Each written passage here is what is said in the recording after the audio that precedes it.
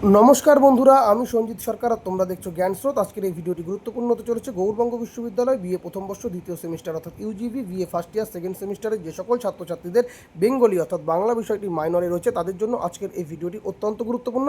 ভিডিওটি শেষ অবধি দেখো, উপকার অবশ্যই পাবে। তো চলো শুরু করা যাক আজকের এই ভিডিওটিকে।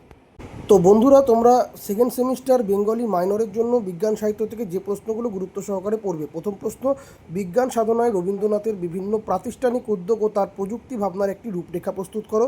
2 নম্বর, বঙ্কিমচন্দ্র চট্টোপাধ্যায়ের আশ্চর্য সৌরোৎপাত প্রবন্ধে বিজ্ঞানের জটিল রহস্য কিভাবে সহজ ও প্রাঞ্জল গদ্যে প্রকাশিত হয়েছে তা আলোচনা করো। 3 নম্বর, নারায়ণ সান্যালের বিশ্বাসঘাতক উপন্যাসের ঐতিহাসিক ও বৈজ্ঞানিক প্রেক্ষাপট আলোচনা করো। 4 নম্বর, সত্যজিৎ রায়ের সবুজ মানুষ গল্পটির নামকরণের সার্থকতা বিচার করো। গল্পটির মাধ্যমে লেখক কী বার্তা দিতে চেয়েছেন। 5 নম্বর, বাংলা ভাষায় বিজ্ঞান চর্চার ইতিহাস আলোচনা করো। 19 শতকে বিজ্ঞান চর্চার প্রসারে সাময়িকপত্র, তত্ত্ববোধিনী, বিবিধার্থ সংগ্রহ ও বিভিন্ন প্রতিষ্ঠানের ভূমিকা লেখো।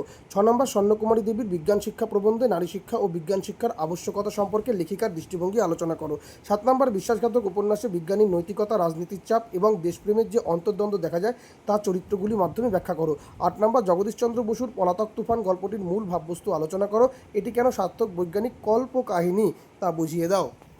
9 নম্বর প্রশ্ন, রবীন্দ্রনাথ ঠাকুরের বিজ্ঞান সাধনার পরিচয় দাও। তার বিশ্ব পরিচয় গ্রন্থটি বিজ্ঞান ও সাহিত্যের মেলবন্ধন হিসেবে কতটা সার্থক তা আলোচনা করো।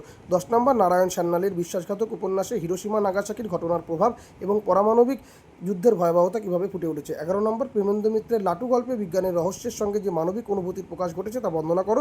12 নম্বর, রাজশেখর বসুর অপবিজ্ঞান প্রবন্ধের মূল বক্তব্য কী, সমাজে বিজ্ঞান মনস্কতা প্রসারে এই প্রবন্ধের গুরুত্ব আলোচনা করো। এবার তোমরা সংক্ষিপ্ত ছোট প্রশ্নের জন্য যে প্রশ্নগুলো রেডি করবে। 1 নম্বর, বাংলা ভাষায় বিজ্ঞান চর্চার সূচনা মূলত কোন শতকে হয় এবং এই বিজ্ঞান চর্চার প্রসারে সাময়িকপত্র ও প্রতিষ্ঠানের ভূমিকা কী ছিল। 2 নম্বর, জগদীশচন্দ্র বসুর পলাতক তুফান কোন ধরনের সাহিত্য এবং এতে কোন প্রাকৃতিক শক্তির কথা বলা হয়েছে। 3 নম্বর, রবীন্দ্রনাথ ঠাকুরের কোন গ্রন্থটিকে বিজ্ঞান ও সাহিত্যের সার্থক মেলবন্ধন বলা হয়, এটি কাকে উৎসর্গ করা হয়েছিল এবং পরিভাষা নিয়ে তার দৃষ্টিভঙ্গি মানে রবীন্দ্রনাথের দৃষ্টিভঙ্গি কী ছিল। 4 নম্বর, বঙ্কিমচন্দ্র চট্টোপাধ্যায়ের আশ্চর্য সৌরোৎপাত প্রবন্ধটি কোন গ্রন্থ থেকে নেওয়া এবং এই বিজ্ঞান রহস্য গ্রন্থের মূল উদ্দেশ্য কী ছিল। 5 নম্বর, সত্যজিৎ রায়ের সবুজ মানুষ গল্পে মহাকাশচারীরা কোন গ্রহ থেকে এসেছিলেন এবং তাদের গায়ের রং কেমন ছিল। 6 নম্বর, নারায়ণ সান্যাল রচিত বিশ্বাসঘাতক উপন্যাসটি কোন ঐতিহাসিক পটভূমিতে রচিত হয়েছিল এবং কোন বৈজ্ঞানিক আবিষ্কারের প্রেক্ষাপটে রচিত হয়েছিল, এগুলো পড়তে হবে। 7 নম্বর, বিজ্ঞান চর্চার প্রসারে রবীন্দ্রনাথ কোন শিক্ষা প্রতিষ্ঠানে ল্যাবরেটরি এবং বিজ্ঞান ভবন প্রতিষ্ঠার উদ্যোগ নিয়েছিলেন। 8 নম্বর, রাজশেখর বসুর অপবিজ্ঞান প্রবন্ধের মূল প্রতিপাদ্য বিষয় কী এবং তিনি কোন ধরনের মানসিকতার সমালোচনা করেছেন। 9 নম্বর, প্রেমেন্দ্র মিত্রের বৈজ্ঞানিক কল্পকাহিনী বা লাটু গল্পে কোন ধরনের চরিত্র ও মেলবন্ধন দেখা যায়।